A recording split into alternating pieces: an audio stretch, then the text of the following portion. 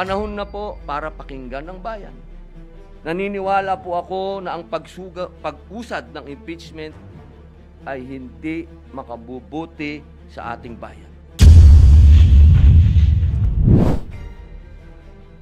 And the impeachment trial of Vice President Sara Zimmerman Duterte is hereby declared open and called to order.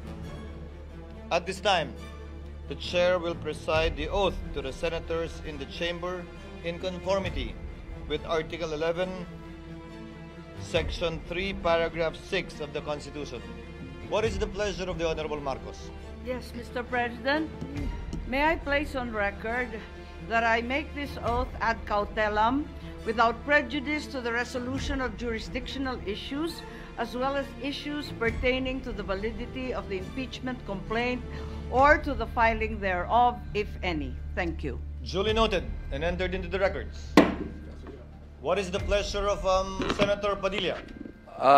Gusto ko lamang din pong mailagay sa talaan na ako po ay manunumpa pero meron pong reserbasyon. Yun lamang po. Duly noted and entered into the records.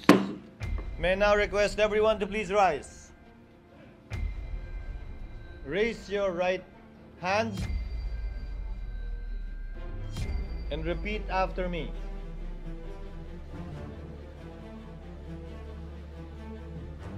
I, please state your name. Solemnly swear that in all things appertaining to the trial of the impeachment of Vice President Sara Zimmerman Duterte, now pending, I will do impartial justice according to the Constitution and the laws of the Philippines. So help me God. You may take your seats.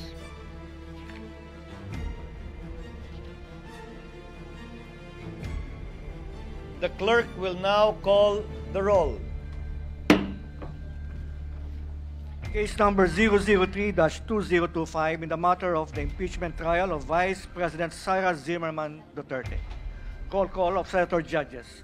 Senator Binay, Senator Cayetano Alan, Senator Cayetano Pia, Senator De La Rosa, Senator Ejercito, Senator Estrada, Senator Gatchalian, Senator Go, Senator Ontiveros, Senator Lapid, Senator Legarda, Senator Marcos, Senator Padilla, Senator Pimentel, Senator Poe, Senator Revilla, Senator Tolentino, Senator Tulfo, Senator Villanueva, Senator Villar Cynthia, Senator Villar Mark, Senator Zubiri, the presiding officer. With 23 senator judges present, Chair hereby declares the presence of a quorum. Before we take up the matter at hand as earlier agreed upon when the Senate was still sitting in plenary, Chair would like to first adopt our rules. Chair hereby adopts Resolution number 39 of the Rules of Procedure on Impeachment Trials, Rule 6 of which provides that the provisions of the Rules of the Senate and the revised Rules of Court shall apply suppletorily whenever applicable. As such, the following issuances of the Supreme Court shall likewise apply suppletorily to the current matter on the impeachment of Vice President Sara Duterte, namely, the 2019 Amended Rules of Civil Procedure, Rule 1 to 34, except Rule 5, Rule 13 as amended, by AM number 1037 SC-AM number 1194 SC, B, 2019 Amended Rules on Evidence, C, AM number 3-1-09 SC, Guidelines to be observed in pre-trial and use of deposition discovery measures, Part 1A1 to 9, except provisions on mediation and amicable settlement, D, AM number 1037 SC, AM number 119-4 SC, Guidelines on electronic filing of lower courts, in lower courts rather, E. AM number 1288 SC, Judicial Affidavit Rule, except Section 9, and F, such are the relevant rules and issuances. It is to be noted that we did not change any of the provisions of the rules of procedure because there is already a pending impeachment complaint, and the chair would not want to change the rules in the middle of the game, so to speak. However, the updated amended rules of court, as discussed and mentioned and enumerated earlier, shall apply given the suppletory application of the rules of court. Is there any objection? There being none, the aforementioned rules are hereby adopted by the impeachment court.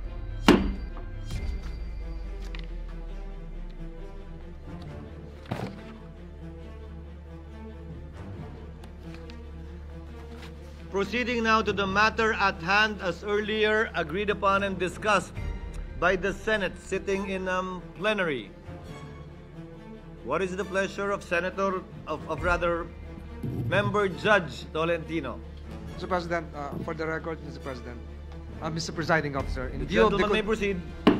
in view of the convening of the impeachment court, I move that the Committee on Rules be discharged with the previous referral of the subject impeachment complaint, considering that the plenary itself, acting as a body, has initiated and ratified the formation of the impeachment court through a direct act. It is therefore submitted that there is no further necessity for a committee report to be submitted, debated, or adopted in relation thereto. I so move, Mr. President. Any objection to the motion? Hearing none, the Committee on Rules is so discharged as indicated by Member Judge Tolentino.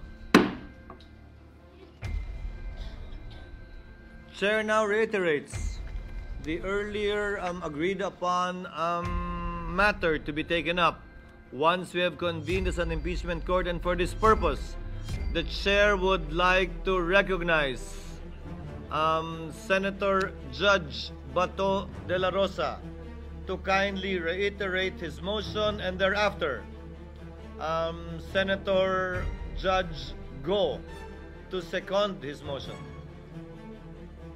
Senator de la Rosa is recognized. You may proceed, sir.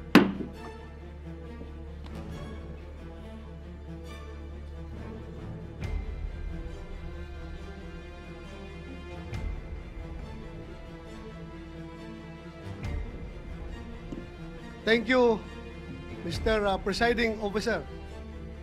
Sir.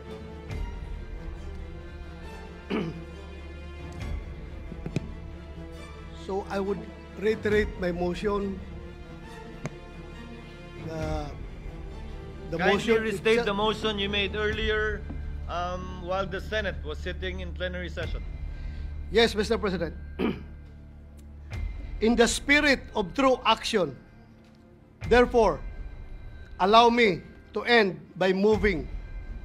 I respectfully move that in view of its constitutional infirmities and question on the jurisdiction and authority of the 20th Congress, the verified impeachment complaint against Vice President Sara Zimmerman Duterte be dismissed. I so move, Mr. President.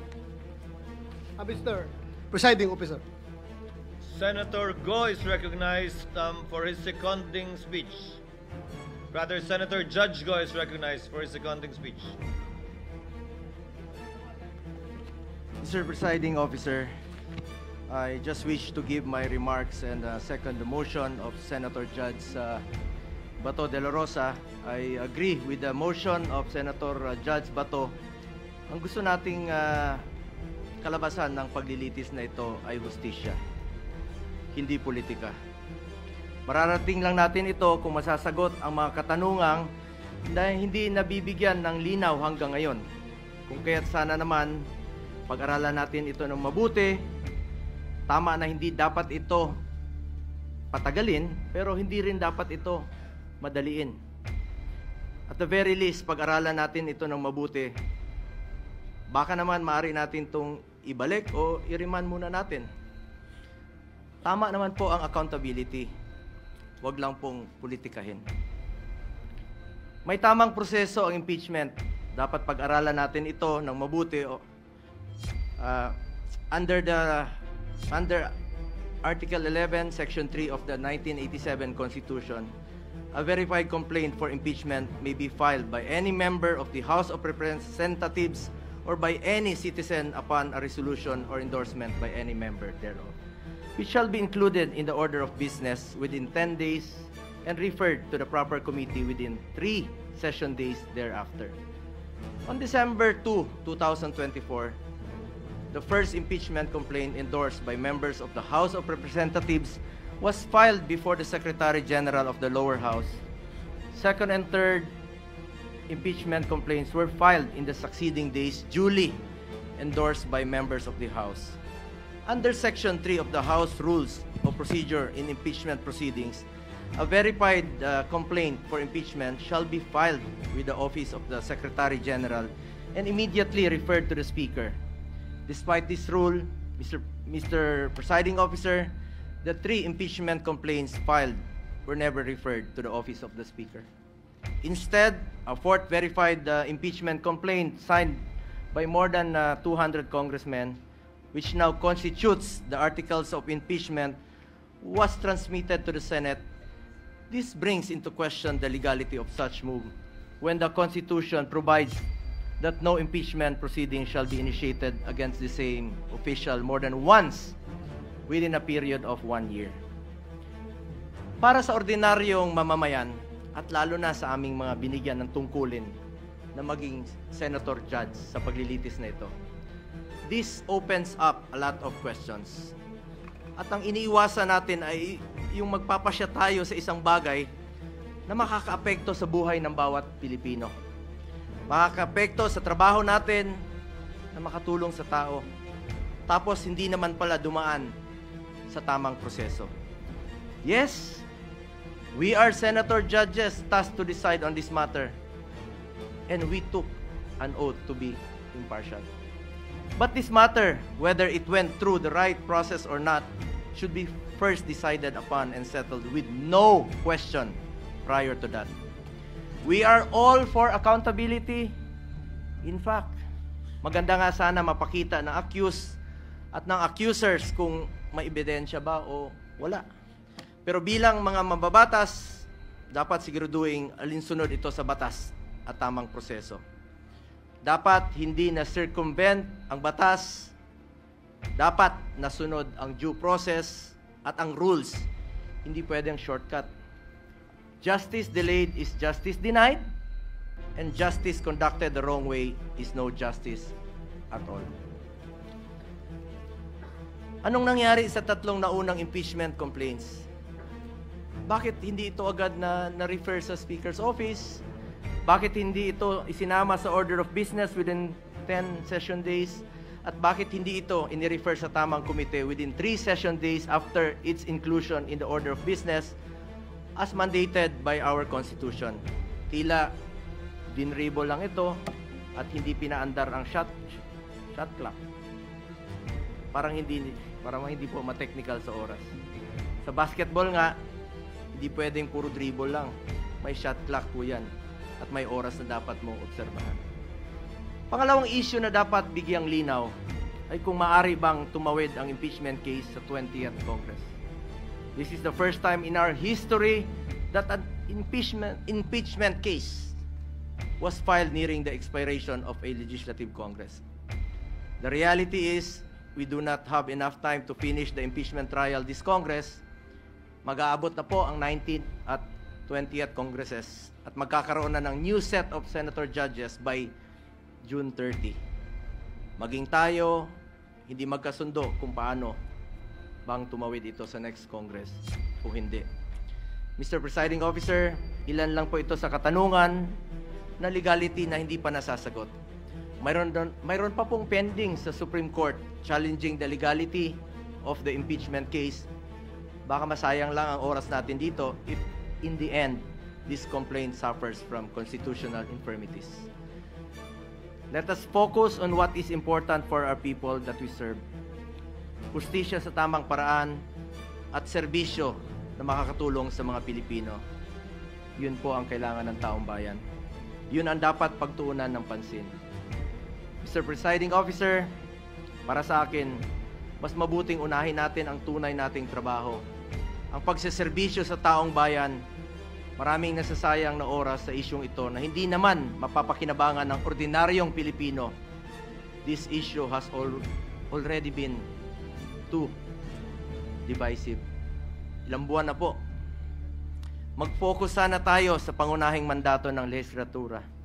Ang gumawa ng mga batas at magsulong sa mga programa na tunay na tutugon sa mga pangangailangan ng ating mga kababayan, lalong-lalo na po yung mga mahirap at walang ibang malalapitan kundi ang gobyerno. Marami pa pong mga pending bills pa po hanggang ngayon na hindi pa natin natatapos with one working day na lang po. Baka hindi pa po may papasa. At ito po'y mapapakinabangan ng mga kababayan natin. Dapat yan po ang ating unahin. As raised by some of our colleagues yesterday, that in as far as the impeachment case is concerned, based on the results of the recent midterm elections, I believe the Filipino people have decided at ang kanilang desisyon, mas gusto po nilang tutukan natin ang trabaho at serbisyo. Tama na, higilan na natin ang pamumulitika. 3 taon na lang po, matatapos na ang termino ng Vice Presidente. Election na naman, at antayin nyo lang sana. Ang importante sa ating mga kababayan ay may pagkain sa kanilang hapagkainan. May matibay na healthcare system na kayang tumugon sa pangangailangan ng may sakit, disenteng trabaho at marangal na pagkakakitaan, di kalidad at abot kayang edukasyon, at ang katiyakan at panatag na ligtas silang makakauwi kahit sa gabi. Hindi naman nakakain itong impeachment. Sana pwede ninyong ikonsidera at the very least, bago tayo maglitis dito, siguraduhin muna natin na nasa tama na prosesong tinahak natin dito. The very least nga, sabi ko, marahil pwedeng ibalik o i-remand muna na ito sa pinagmulan sa House of Representatives dahil marami pang ang katanungan ang legally hindi nasasagot. Mas mabuting siguraduhin natin na sumunod sa proseso ang anumang kaso na ating diringgin para hindi masayang ang ating oras. Sang-ayon po ako na hindi natin ito dapat patagalin. Kahit si Vice President Sara Duterte gusto naman harapin ang kaso, ngunit wala ring dapat may gusto na madaliin po ito. Paano kung magsimula na tayo ngayon at magdesisyon ang Supreme Court na unconstitutional ang ginawang procedure ng House of Representatives? Paano kung sabihin nila na hindi pwedeng tumawid sa 20th Congress? Ano ang magiging aksyon natin? This puts us in a possible conflict with the decision of the Supreme Court. We must be prudent about this matter. Mr. Presiding Officer, I just want to reiterate, hindi ko po tinatalikuran ang aking sinumpaang mandato. Tungkulin ko yan as Senator Judge kahit araw-araw tayong maglitis dito. But we would also be remiss of our duty kung hindi natin siguraduhin na dumaan ito sa tamang prosesong nakasaad sa ating konstitusyon. At kilala ko po ang mga Duterte, Mr. Presiding Officer. Hindi sila tumatakas sa accountability, hindi sila tumatalikod sa hamon ng buhay. Hindi sila tumatalikod sa kanilang tungkulin. Maraming beses nang sinabi ni dating Pangulong Duterte na handa nga siyang sumagot at harapin ang mga inaakusa sa kanya, pero dito po sa ating bayan, hindi sa ibang bansa. Nabanggit din po ni Vice President Sara Duterte na handa siyang harapin ang impeachment case laban sa kanya. Hindi ito issue ng pagtakas sa accountability. Ang gusto natin dito, siguraduhin na nasunod ang tamang proseso. We must respect and abide by the procedure laid out in our Constitution. Hindi pwedeng mamili lang tayo ng mga provision na ating susundin. We are all bound to the rule of law and we must follow due process. That is all, Mr. Presiding Officer. Thank you, Senator Go. Before Senator Ontiveros, Chair would like to first acknowledge Senator Padilla. What is the pleasure of Senator Judge Padilla? Maraming salamat po, Tagapangulong Pinunong Hukom. Mga mahal kong hukom, alam ko po na napakainit at napakamabigat ang hangin dito sa ating bulwagan. Punong-puno ng tensyon, palaisipan, pero habang abala po tayo sa politika, maraming mahalagang panukala ang hindi nabibigyan ng pansin. Mga panukalang batas na hindi tungkol sa kapangyarihan, kundi tungkol sa buhay, sa sakit, sa gutom, sa karapatan ng manggagawa. Tulad na lamang po ng medical cannabis bill. Hindi po ito usaping droga. Ito'y usaping dignidad. Araw-araw may mga batang may epilepsy, may mga cancer patients, may mga nanay at tatay na umiiyak sa sakit, humihingi ng legal na lunas. Nandito na po ang solusyon, pero pinapatagal pa natin. Gaano ba katagal natin hahayaang magdusa ang kapwa natin? Isa pa po, ang mga panukala ukol sa pagtataas ng minimum wage ng mga manggagawa sa pribadong sektor. Hindi po nagpapahinga ang presyo ng bilihin. Ang pamasahe, pagkain, renta, lahat po ay tumataas. Pero ang sahod, naiiwan. Kailangan po nating ipaglaban ang manggagawang Pilipino. Ibigay na natin ang nararapat para sa kanila. Isa pa po, ang Revised Cooperative Code Bill na nakapasa na sa ikatlong pagbasa sa mababang kapulungan at pinagdidiskusyonan pa rin sa komite sa Senado. Ito po para sa mga magsasaka, mangingisda at maliliit na negosyante. Pinal na sana, isang boto na lang, pero naisang tabi pa. Sila po ang bumubuhay sa probinsya. Sila rin ang tunay na haligi ng lokal na ekonomiya. Bakit natin sila pinaghihintay? Mga mahal kong kasama sa Senado, unang-una na po ang aking BFF. I love you, pare. Alam kong may kinakaharap tayong seryosong krisis pampolitika. Pero hindi po dahilan yon para kalimutan ang tunay na trabaho natin, ang maglingkod sa bayan. Ang hustisya pwedeng isabay sa serbisyo, hindi kailangang mamili. Pakiusap ko po, huwag nating hayaang matabunan ng ingay ng politika ang sigaw ng ordinaryong Pilipino. Habang pinagdidibatihan natin ang impeachment, may mga kababayang tayong inihintay ang gamot, dagdag sahod at ng pag-asa. Bawat araw ng delay, may nawawalan ng lakas ng loob. Bawat hindi pagtutok, may Pilipinong nawawala ang tiwala. Ilan lamang ito sa mga panukalang batas na naantala dahil sa usapin ng impeachment. Ito po ang panawagan ko bilang inyong kasama. Tulungan natin ang mga panukalang tunay na may silbi. Panahon na po para pakinggan ang bayan. Naniniwala po ako na ang pag-usad ng impeachment ay hindi makabubuti sa ating bayan. Ang ganitong hakbang ay hindi lamang nagbubunsod ng lalong pagkakahati-hati ng ating sambayanan, kung hindi isa ring sagabal sa patuloy na pagganap ng ating mga tungkulin legislatura, lalo na po sa Senado. Sa halip na ituon natin ang ating oras, talino at lakas sa mga panukalang batas at programang makatutulong sa pagbangon ng ating ekonomiya at kapakanan ng mamamayan, tayo'y nalilihis sa usaping hindi agarang dapat aksyonan.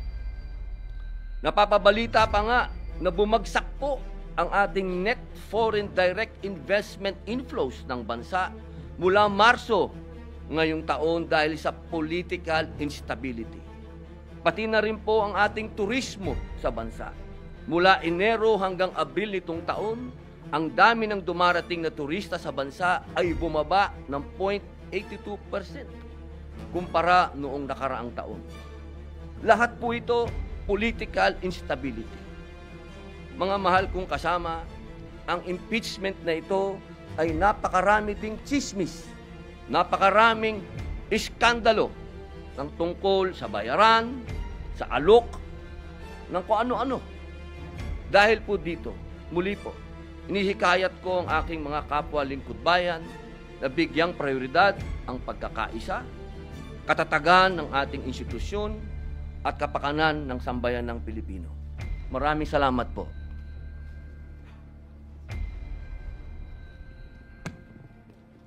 Senator, what is the pleasure of Senator Judge Pimentel? Since there is a motion, I think, Mr. President, and the motion is to dismiss the entire impeachment case. So this representation has no choice but to object to the motion. And if I can, just like the movement, if I can also now give my reasons, Mr. President. The President, gentleman, Before that, with the indulgence of the minority leader. what is and the Senator pleasure of Senator Judge Cayetano? Just to clarify the motion before we debate on it, because I heard Senator Bongo second, but he also stated that okay then i-remand.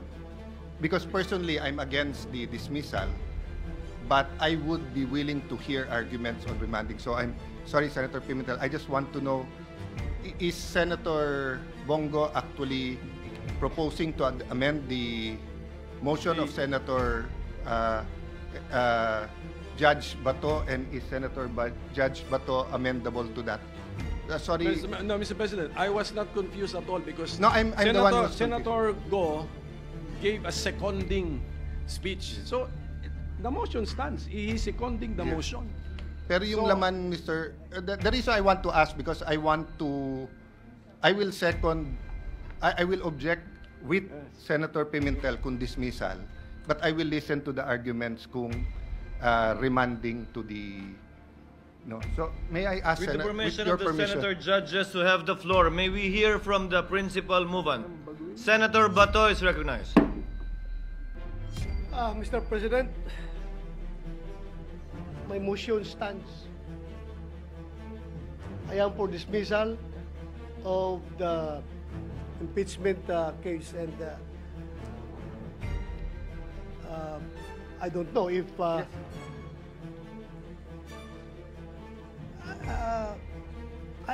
am open.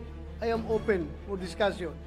I heard the statement of Senator Alan Cayetano, but still, I have already filed the motion, Okay, Mr. so, President. Mr. President, so let me continue now. I made my objection, and if I be allowed, just like the movement who gave reasons, if the objecting part judge can also give his reasons, Mr. President. What is the pleasure of Senator Judge Villanueva? Mr. President, this is to somehow give this representation's point of view with regard to the pending motion. And as I made mention a while ago, Mr. President, I am also objecting, Mr. President, respectfully. But hope springs eternal, Mr. President. Bigla kong narinig yung binanggit ni Senator Alan and Senator Bongo. And if I'll be able to explain later after the minority leader, perhaps this representation would be able to encourage and influence the original movement of the motion. So I yield the floor to our minority leader, Mr. President. Chair would like to save the time of the court, so the chair will in the meantime allow Senator Pimentel to make of record his position, presumably against dismissal. Thereafter, before entertaining Against the other motion. Against the motion. against the motion, before entertaining other senator judges to speak, the chair will suspend the session in case the appeals made will change anything, so that we will pursue this matter and put a matter to a vote with certainty. Senator Pimentel may proceed. No, I think, Mr. President, the motion has been made and this representation is objecting. So later on, we have to now process the motion and vote on it because there is in a collegial body someone is objecting. Mr. Senator Pimentel, Yes. you may proceed. Yes, Mr. President. I will not address the political statements of the movant and the seconding parties, Mr. President. Ang tanong nila kung makakain ba daw itong impeachment process, pero marami namang bagay sa buhay na importante rin na hindi nahahawakan, tulad ng hustisya. Ang hustisya, hindi nga natin makita yan, hindi natin mahawakan niya, pero napakahalagang bagay po sa buhay ng tao. Ngayon, pagdating po sa konstitusyon, bakit inaangalan ko yung motion? The motion actually is unconstitutional in the opinion of this representation, because according to Article 11, Section 3, Paragraph 6, per sentence lang yung babasahin ko, the Senate shall have the sole power to try and decide all cases of impeachment. So tignan natin mga fellow senator judges, sole power. So ibig sabihin ng sole power, tayo lang ang may kapangyarihan, ang Senado lamang ang may kapangyarihan na mag-try and decide. So litisin ang isang impeachment case at hatulan, desisyonan. Ngayon kung aayaw tayo kaagad ni hindi natin na-try, ang try is litis, palabas yung mga facts para ma-apply natin yung judgment natin sa facts, wala na pong matatakbuhang ibang body. That's why a motion which cuts short the entire process is unconstitutional. And then, same article, Section 3, Paragraph 4, basahin ko ulit ito, pero paulit-ulit ko na ito sinasabi when we were in legislative session. In case the verified complaint or resolution of impeachment is filed by at least 1/3 of all the members of the House, the same shall constitute the articles of impeachment, and trial by the Senate shall forthwith proceed. I believe, and I think I'm correct, that the impeachment case against the Vice President falls exactly under the facts assumed in Paragraph 4. This is the articles of impeachment filed by at least 1/3 of all the members of the House. Lampas-lampas pa nga sa 1/3 of all the members of the House. Therefore, what should the Senate do? Trial by the Senate shall forthwith proceed. So, trial means we bring out the facts so that we can now apply what is the mandate of the Constitution. Mag-decide tayo given the facts. Should that impeached official continue to remain in office, or should that impeached official be removed from office? High-ranking government official.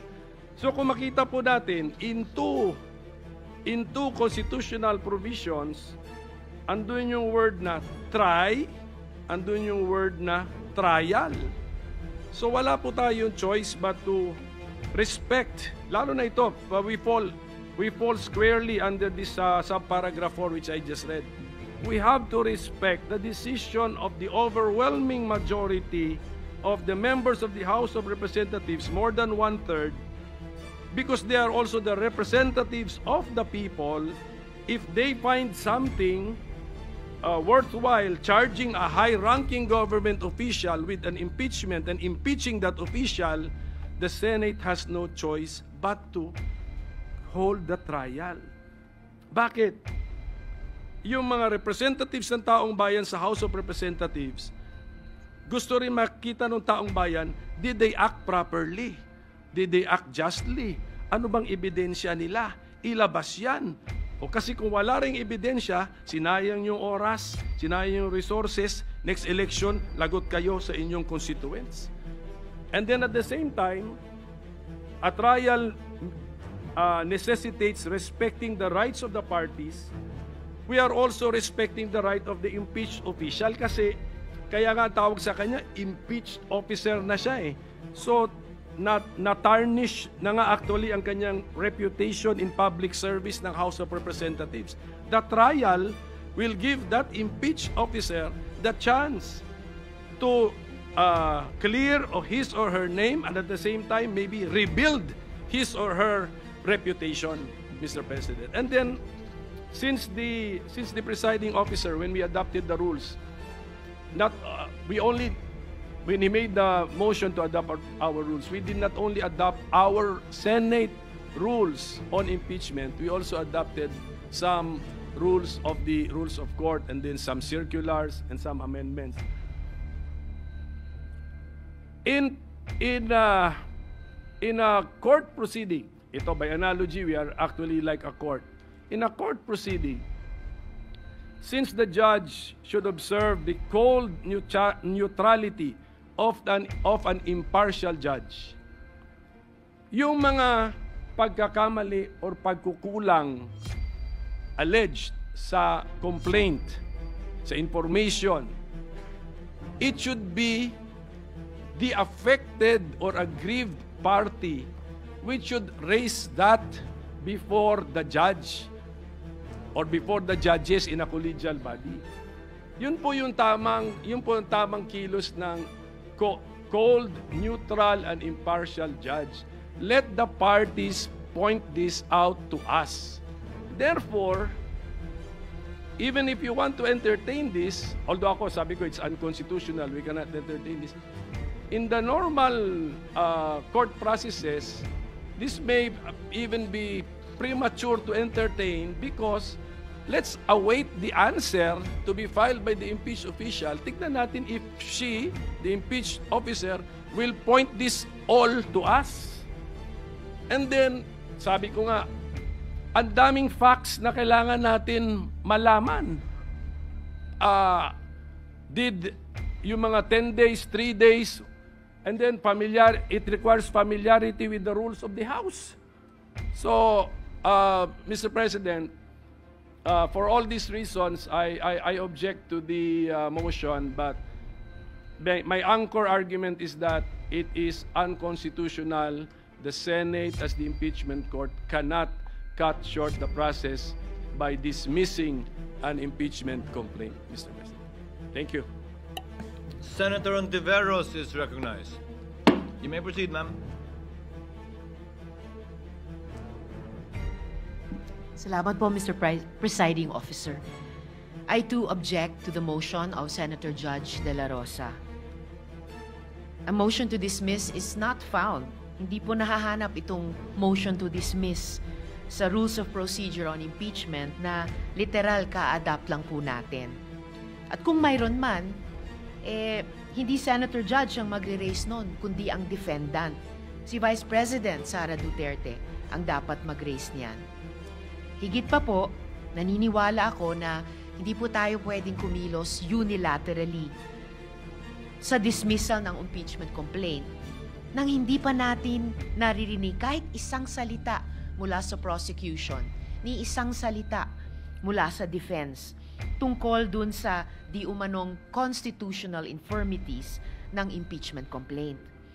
Ang due process ay nagre-require na bigyan natin pareho ang prosecution at ang defense ng oportunidad na madinig sa bagay na ito.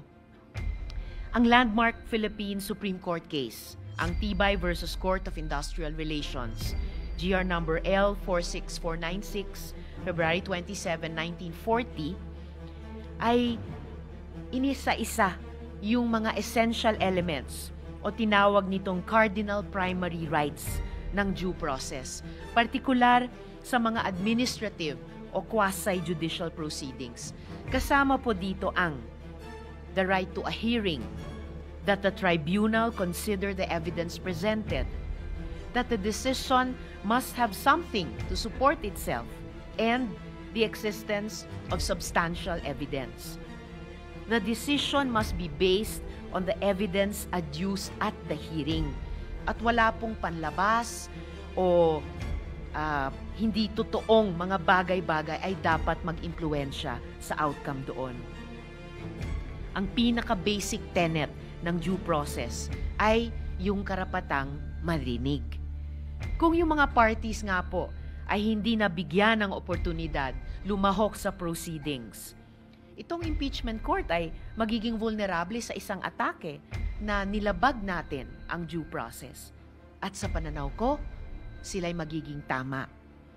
Ang rekomendasyon ko po ay, bago magdesisyon ang body na ito sa usaping ito, i-notify po muna natin ang prosecution at ang defense tungkol sa motion ni Senator Judge De La Rosa at bigyan sila ng sapat na panahon magsumite ng kanilang comments sa bagay na ito.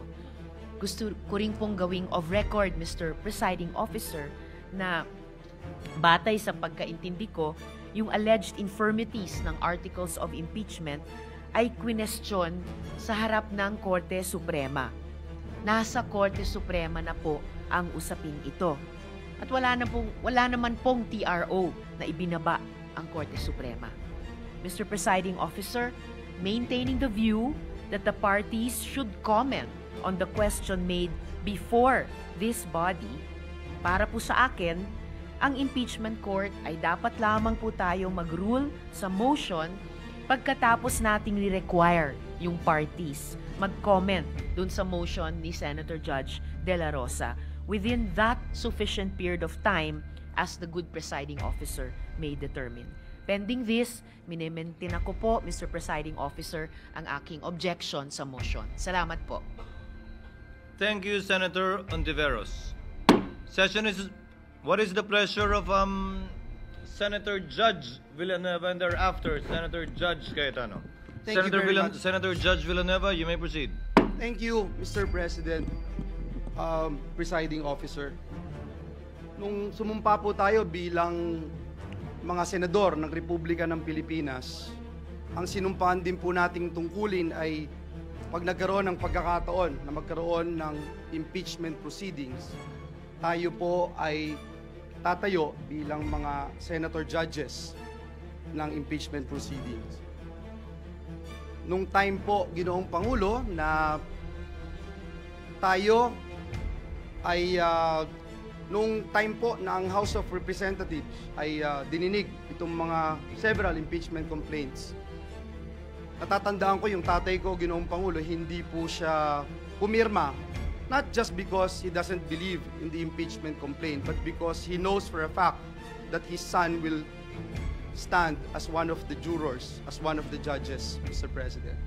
Kaya po, nais nating panatiliin ang pinakamataas na antas ng integridad at pagkilala sa mga nagaganap dito po sa bulwagang ito. And having said that, Mr. President, this representation during the time when we have yet to convene the impeachment court objected to the motion because this representation believes that the motion should be filed in this impeachment court. Now, in this impeachment court, Mr. President, I am objecting because, let me quote again, Article 6, Section 3, Paragraph 4 of the 87 Constitution provides that upon the filing of a verified complaint impeachment by at least one-third of the members of the House of Representatives, trial by the Senate shall forthwith proceed.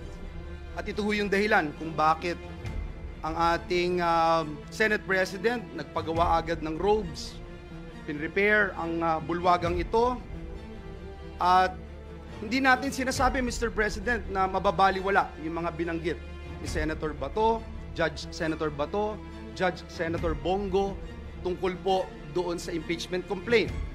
Hindi din po natin binabaliwala at kailangan talagang mapag-usapan natin yung tungkol sa one-year ban, yung pong tungkol sa jurisdiction ng impeachment court to make sure that the representatives representing the House of Representatives shares the same intention as the 19th Congress, ito pong 20th Congress ng HOR. Number 2, Mr. President, yung Article 11, Section 3, Paragraph 6 na binanggit po kanina ng ating minority leader. Ang Senate's role is to try and decide all cases of impeachment. Kaya po, sa totoo lang, Mr. President, tinignan ko ho yung konstitusyon, hindi ko po makita kung binibigyan ng authority ang Senado para i-grant yung to summarily dismiss, Mr. President, ang isang impeachment complaint. The power of initial determination belongs solely to the House, ang Senate magta-try. Mr. President, nung pong panahon ng impeachment ni then Chief Justice Corona, may motion po during the trial, yung second day, wherein the defense challenged the validity and legality of the proceedings. And in connection with the initiation of the impeachment complaint of the House of Representatives, the defense argued that the verification of the impeachment complaint was fatally defective and should thus be dismissed. Ang impeachment court po ruled in favor of the prosecution on the said motion, and arguing that the impeachment complaint was made in accordance with paragraph 4, section 3, article 11 of the Constitution. So, yung defective, na fatally defective, kanina nabanggit po, kaya po ako nabuhayan ng loob dahil may nabanggit po kanina si Senator Judge Alan Cayetano, Senator Judge Bongo, tungkol po doon sa checking yung House of Representatives. Kung sila ba ay interesado pa, kung sila ba ay naniniwala na tatawid mula sa 19th to 20th Congress ang impeachment na ito, kailangan po natin makita ito at malaman. And if that is the motion, Mr. President, I am more than willing to support that motion because para sa akin, and this is my own personal opinion as a senator judge, hindi po madidelay ang impeachment trial. Hindi po maaapektuhan ang impeachment trial sapagkat ibabalik po natin sa kanila at sasabihin natin, meron ba itong verified complaint na ito? Ito ba ay inyong sinusuportahan pa rin sa 20th Congress? So, Ginoong Pangulo, for that reasons, I would again reiterate my objection to the motion to dismiss, Mr. President. Thank you. Senator Cayetano. Sir President, I take this podium in the hope that after I speak, Senator Judge Bato will get behind my idea, or the idea eloquently espoused by Senator Joel Villanueva. Sabi po sa Section 88 of Rule 30 of the Rules of the Senate, the sponsor or any motion or measure, the sponsor of any motion or measure may withdraw or modify it before its amendments or resolution or before a nominal vote is ordered on the same. Before Senator Pimentel, Senator Judge, Minority Leader Pimentel spoke, clarify lang po ni Senator Bato that he's standing, itutuloy po niya yung motion, and I think hindi niya kinonsider ng motion to amend yung statement ni Senator Bato. But after hearing Senator Bongo, after hearing Senator Joel Villanueva, after hearing the Majority Leader and Minority Leader, I ask you for some patience. Just hear me out on a very practical approach to this. No? You know, every time I'm confused or di ko malaman yung sagot, I go to Jeremiah 29:11 that states, "For I know the plans I have for you, plans to prosper you and not to harm you, plans to give you a hope and a future." But I'm reminded that kung ang Diyos may plano sa atin, ang demonyo may plano din sa atin. So, one way or the other, we have to make a decision today, and it has to be the right decision. So, ito yung very practical approach ko po. We can do three things. We can dismiss it today, we can remand it to the House of Representatives, or pwede natin ituloy bukas. If we dismiss it today, based on the ground that it is violated the Constitution at more than once na po ito na-file in 1 year, we don't have enough time today to debate that. As the Minority Leader said, yes, we can take judicial notice of the dates, pero I wanna see the documents.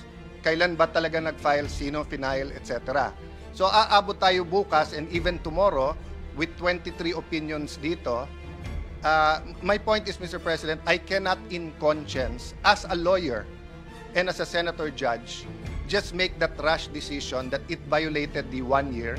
I mean, ngayon ko lang nalaman na pwede yan, or if we were thinking about it the last few days, pero ang Supreme Court nakailang araw na, nakailang linggo na, hindi rin nagdedesisyon pa. So, mabigat tong puntong ito.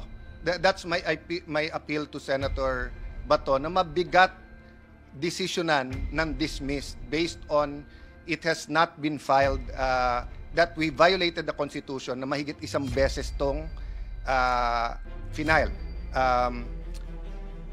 Yes, may mga Supreme Court decision. That's why I'm ready to consider it. Kung wala kasing Supreme Court decisions, walang mag-guide sa atin eh. Kung unang beses to na hinaharap natin ng impeachment at 4 ang final, whatever we decide, pupunta sa Supreme Court eh.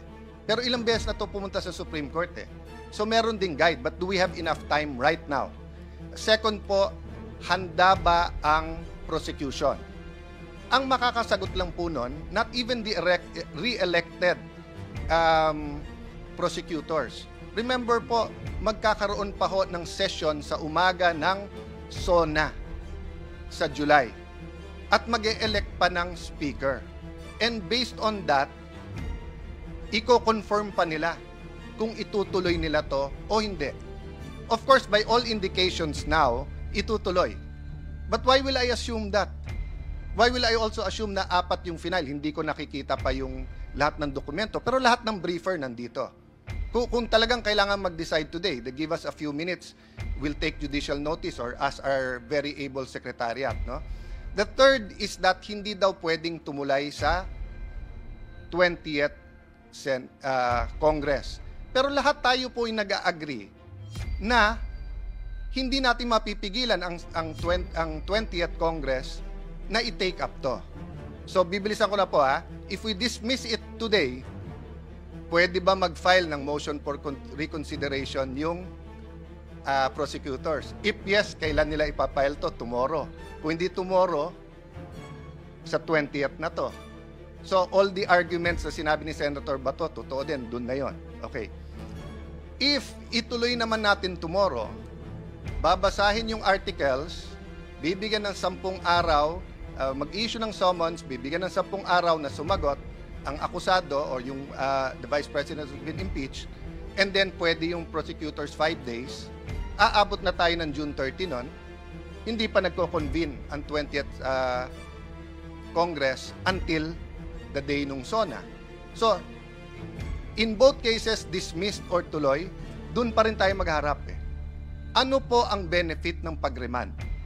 Again, excuse me everyone sa legal, moral, because I only had a few minutes to think about this. Kung sana si Senator Bongo ang nagpa-amend, I was willing to listen. Pero hindi daw yon amendment at hindi tinanggap ni Senator Bato. So ako nagmo-move ngayon na i-consider ni Senator Bato, i-amend yung motion niya from dismissal to remanding. No, I cannot move myself na i-remand because may pending motion now. But I can ask him to amend his motion. And why will remanding be in the interest of justice and consistent with our oath of political neutrality? Kasi ang mangyayari nito, hindi pa binabasa yung articles of impeachment bukas, babalik to sa House of Representatives. Hihingin natin ngayon na isa-certify nila na hindi nila violate yung 1 impeachment per year. Number 2, by the time they answer sa 20th Congress, prosecutors na ng 20th Congress ang mag-affirm na interesado kami na itutuloy namin to. And by that time, the 12 senators po who have joined the 20th Congress will have the wherewithal and the say-so how to proceed. So, I'm just looking from it from a practical point of view. It might not sit well with my colleagues. If I wasn't a lawyer, perfect yung aking pong sinasabi. But being a lawyer, kailangan ko rin pag-isipan. Pero tignan niyo lang po from a practical point of view.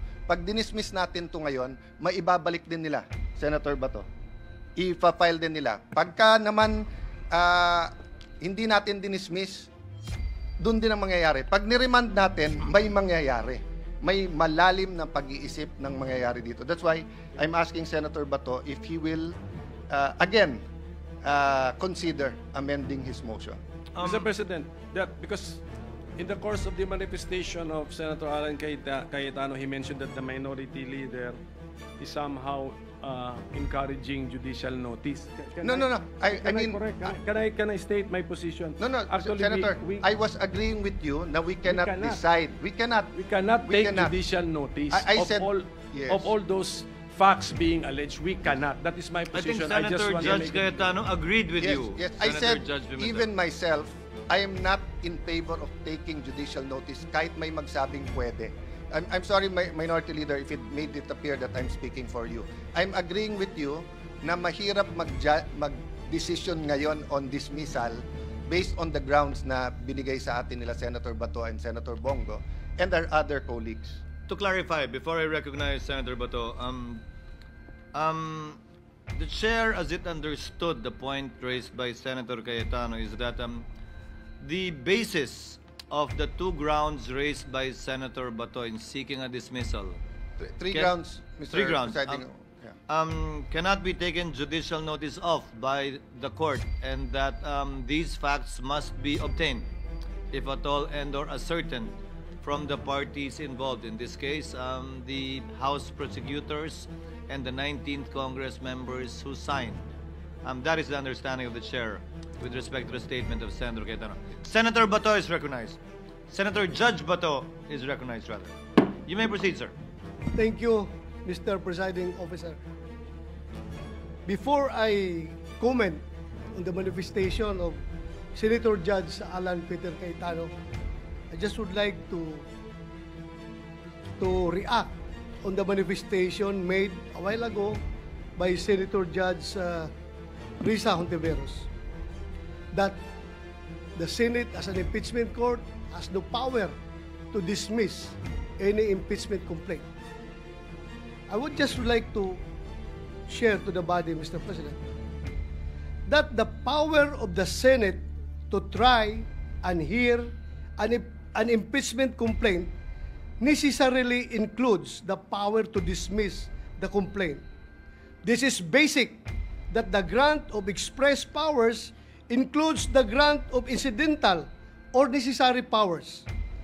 We apply, by analogy, the principle of competence in German and competence, de la competence in French, which is indeed a major part of incidental or inherent jurisdiction of any judicial or arbitral tribunal.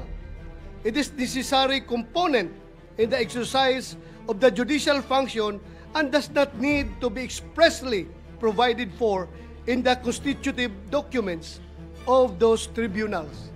Kaya, Mr. President, kahit hindi ako lawyer, masasabi ko, if this impeachment court has no power to dismiss an impeachment complaint, walang silbi itong korte na ito, Mr. President.